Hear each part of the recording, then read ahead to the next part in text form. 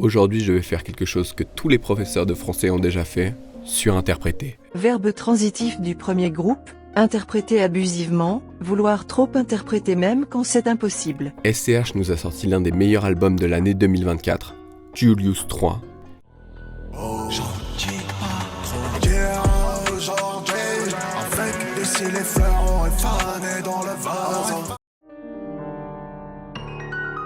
Je suis né avant les années 2000.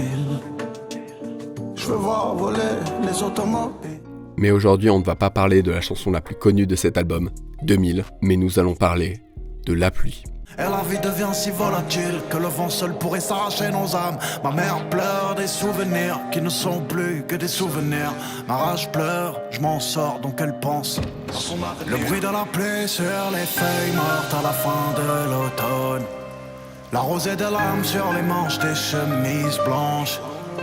Si une fleur est une fleur parce qu'elle fane, un homme est un homme parce qu'il pleure et qu'il meurt. Et comment le refrain peut être associé à beaucoup d'auteurs et de philosophes.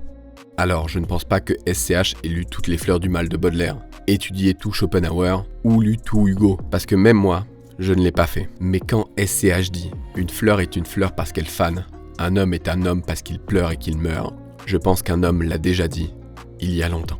Ô fin d'automne, hiver, printemps trempé de boue, endormeuse saison, je vous aime et vous loue d'envelopper ainsi mon cœur et mon cerveau d'un linceul vaporeux et d'un brumeux tombeau. Baudelaire publie son recueil de poésie en 1857 et des mots écrits dans ce livre résonnent encore. Même si les formules ont perdu de leur éclat, les pensées sont bel et bien restées les mêmes. SCH n'utilise peut-être pas brumeux tombeau, mais simplifie la formule pour ce que Baudelaire voulait insinuer, la mort. Il n'utilise peut-être pas une énumération de saisons pour évoquer le temps, mais il le dit par ces mots. Ce que SCH dit dans son refrain, une fleur est une fleur parce qu'elle fane, un homme est un homme parce qu'il pleure et qu'il meurt. Ce que je relève dans cette phrase, c'est qu'un homme n'a qu'un seul sens à sa vie, par sa souffrance et sa finitude. Baudelaire évoque cette idée en poésie, mais Hugo l'écrit. Mourir, c'est achever ce qu'on vient de commencer. Victor Hugo donne le même sens à la vie que SCH.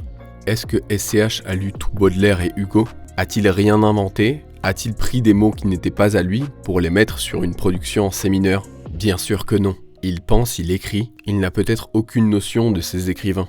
Mais ce qui les relie tous, SCH l'a dit, la souffrance et la mort. Petit bonus, Baudelaire a peut-être fait un poème qui s'appelle « La fontaine de sang ». Je vous laisse faire le parallèle, même si on sait très bien que SCH fait référence à Scarface. Et ce sens plus cartésien du refrain de SCH peut être partagé par certains philosophes. Cette citation de Schopenhauer, aussi pessimiste soit-elle, peut être vue par un œil nouveau. Toute vie est essentiellement souffrance. Et pensée comme SCH. Ce qui fait un homme et une vie, c'est sa souffrance. Schopenhauer parlait du vouloir vivre, ce désir irrationnel qui nous pousse à exister malgré la souffrance. La douleur est inévitable, parce que vivre, c'est désirer. Désirer, c'est souffrir. Dans son refrain, SCH l'accepte. Un homme souffre et meurt. Il ne cherche pas à s'en échapper. Il constate simplement. Certains courants de pensée, comme le stoïcisme, essayent de s'en affranchir, mais SCH se range plus du côté des philosophes. L'histoire de la vie est toujours l'histoire d'une souffrance. Et ces mots ne sont pas les miens, ce sont toujours des mots de mon pessimiste favori, Schopenhauer. Nietzsche, contrairement à Schopenhauer, ne voit pas la souffrance comme fatalité, mais comme un moteur. SCH ne s'apitoie pas, il constate.